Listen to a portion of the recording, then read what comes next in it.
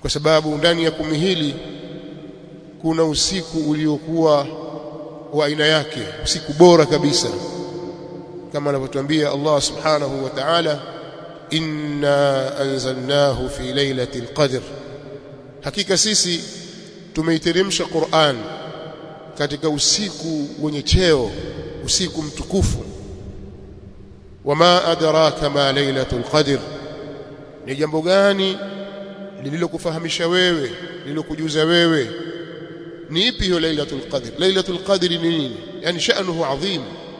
Lailatul qadr sha'nuha adhim. Lailatul qadr khairun min 1000 shahr, kwa sababu lailatul qadr huwa usiku wenye cheo huo. Kufanya ibada katika usiku huo ni bora kuliko miezi 1000. Unajua ni nini miezi 1000? Yani uhisabu miezi 1000 mpaka 1000. Ibada inayofanyika katika usiku huo mmoja tu inalingana sawa na ibada iliyofanyika katika miezi 1000, ambao ni umri wa mtu tena mzee, kwa sababu hiyo ni miaka 83 na miezi 4. Miaka 83 na miezi 4 ikisadifu kwamba umefanya ibada ndani ya usiku huo na ibada yako ikakubaliwa kwa kuwa imetimiza masharti na vigezo vya kisheria, basi ujue kwamba inalingana sawa na mtu aliyefanya ibada kwa muda wa miaka 83 na miezi 4. Watu wachache sana wenye kufikia umri huo, tena wakiwa na siha na afya. Kwa hiyo kwa wale waliozembea tangu mwanzo wakawa wanajiwekea matumaini kwamba nitafanya hivi nitafanya vile mpaka Ramadhani imefika hapa ilipofika, basi wasizembee huku mwishoni, pengine Allah subhanahu wa ta'ala akawadiriki na wao kwa rahma zake. Kwa hiyo tumeingia katika mwisho wa Ramadhani, na huku mwisho ndio kwenye hizo siku zilizokuwa tukufu, kwa sababu inawezekana hiyo Lailatul Qadr ikawa ni tarehe 21 au tarehe 23, yani usiku wa tarehe 21, usiku wa tarehe 23, usiku wa tarehe 25, pia usiku wa tarehe 27. Bila shaka hayo mingine yashapita, 21, 23, 25. Sasa kuna 27 mbele na 29 pia itakupita. Basi usiwe katika wenye kughafilika, jitahidi kutumia siku zilizobaki kumuomba msamaha Allah subhanahu wa ta'ala juu ya uzembe uliofanya na taksir na upungufu mkubwa uliofanya. Pengine Allah subhanahu wa ta'ala akatuingiza katika jumla ya watu ambao wamemnyenyekea yeye ukweli wa kumnyenyekea ndani ya mwezi huu.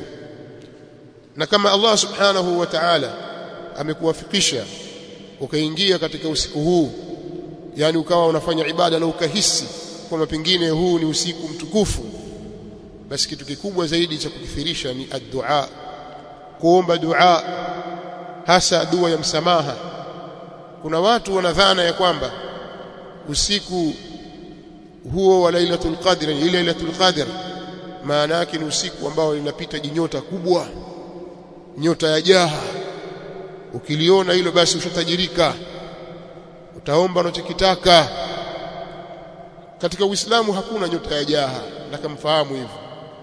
Hizo ni kauli za ujinga, kwa kuwa watu wengi wa kusoma hawajui kitu katika dini, au wale wanaodhaniwa kwamba wana elimu kumbe hawajui, wazungumza vitu ambavyo havipo kabisa katika dini. Hakutajwa kwenye Qur'ani wala katika Sunna kwamba kuna kitu chaitwa nyota ya jaha. Kwa hiyo ukiiona hiyo, ukiomba mimi nataka mali, utapata mali. Utakachokitaja ndicho utakachokipata kwa wingi. Au fulani amekuwa tajiri, ametajirika, kwamba yule aliona nyota ya jaha yule. Yale ni maneno ya uongo, zile ni ngano tu. Usiku wenye cheo, hiyo Lailatul Qadr, ni usiku ambao tanazzalu almalaikatu waruhu fiha, malaika huwa wanateremka. Allah anawajaza malaika kutoka mbinguni, wanajaa katika ardhi, wakiwapa nguvu na wakiwashangilia na kushirikiana na waumini wenye kufanya ibada. Tanazzalu almalaika, malaika wanashuka, waruhu, na Jibrili pia ashuka siku hiyo. anateremka katika usiku huo akiwatia nguvu waumini, wakiwaombea waumini wakubaliwa amali zao, wasamehewe madhambi yao. Na usiku huo ni usiku mtulivu wenye amani. Salamun hiya hatta matla'il fajr, ni amani tupu mpaka kuchomoza alfajiri. Kwa malaika wanashuka, Allah anawateremsha kwa wingi. Siku zote malaika wanashuka, wanapishana. Kila siku malaika wanateremka. Lahu muaqibatun min bayni yadayhi wa min khalfihi yahfazunahu min amri Allah. Malaika wanateremka kila siku, na kila wakati mwanadamu anaandamwa na malaika, lakini hawa ni malaika maalum kwa ajili ya usiku huu tu, na ni kundi kubwa likiongozwa na Jibril alayhi salatu wassalam. Ruh ni Jibril alayhi salatu wassalam.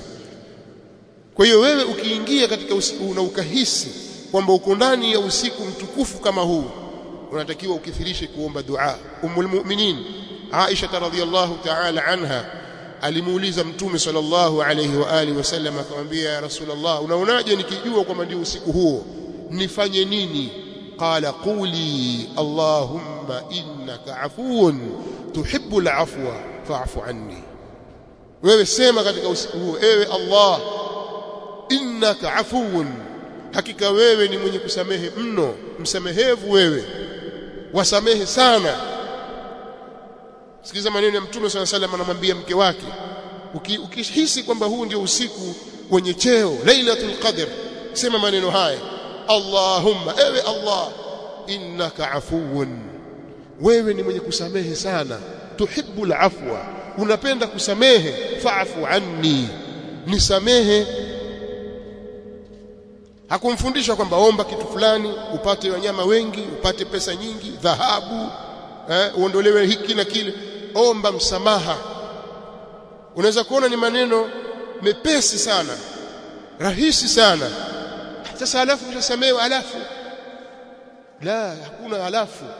Yani wewe ukiwa ni umesamehewa na Allah subhanahu wa ta'ala makosa ulioyafanya na dhambi ulizozifanya ambazo ilikuwa zikuangamize dhambi hizo mbele ya Allah subhanahu wa ta'ala, yauma yaqumu an-nasu li rabbil alamin, utasimamishwa mbele ya Allah. Siku watu watakaposimamishwa mbele ya Allah Mola wa viumbe, una mzigo wa madhambi umeyabeba, madhambi hayo yatakuangamiza, unakwenda motoni, pengine khalidan mukhalladan fiha, utakwenda milele motoni. Utakuja siku ya kiyama una khizi kubwa na fedheha kubwa, wasikia unyonge na udhalili kutokana na mzigo wa madhambi uliobeba. Mambo ya aibu na kashfa yamekudanda wewe, kashfa ambazo zitafunuliwa siku ya kiyama, yauma tubla sarair, siku ambayo itafichuliwa siri, watu walioyafanya katika siri zao na dhahiri yao. Umefanya madhambi ya siri wewe, ulikuwa na tabia mbaya wewe, Allah subhanahu wa ta'ala alikuwa ajaifichue mbele ya watu wote siku ya kiyama. Mmuona huyu alikuwa kadha, alikuwa kadha, alikuwa kadha, alikuwa kadha. Ulikuwa udhalilike wewe mbele ya watu wako, mbele ya jamaa zako na ndugu zako na watoto wako na watu unaoheshimu. Allah subhanahu wa ta'ala akufedheshe, dhalika alkhizyu alazim, na hiyo ndio fedheha kubwa kabisa. Alafu uburutu wapelekwa motoni, lakini kwa sababu ya maneno uliyosema Allahumma innaka afuwun tuhibbul afwa fa'fu anni, Allah amekusamehe, akakupa msamaha. Basi nimekusamehe yaliyopita, twende yanayofuata mbele.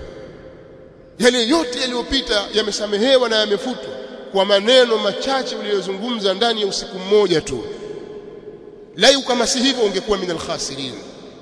Lau kama si maneno hayo na si taa hiyo na si msamaha huo, wewe ungelikuwa ni katika watu walioangamia. Kwa hiyo sio jambo dogo. Sasa nikishasamehewa alafu waona kama vile kusamehewa umesamehewa na fulani. La, anayekusamehe wewe ni Rabbul Alamin, wa huwa qadirun alayk, ni Mola wa viumbe wote. Yeye ndiye anamiliki kila kitu katika ulimwengu, yeye ndiye mwenye nguvu, anaweza kufanya atakalo na hakuna wa kumuuliza. Lakini yeye amekusamehe kwa rahma yake na fadhila zake, na kuwa yeye hupenda kusamehe waja wake. Kwa hiyo fursa kama hii unapoipata, ambayo ni fursa adhima, watakiwa uitumie. Msamaha wa Allah subhanahu wa ta'ala ni jambo kubwa sana kuliko jambo lolote. Akikusha kusamehe Allah amekuridhia, na akikuridhia atakuingiza mahali pa kheri. Lakini kama hakukusamehe akakupatiliza kwa madhambi yako, basi ujue kwamba wewe utakwenda mahali pabaya na maisha yako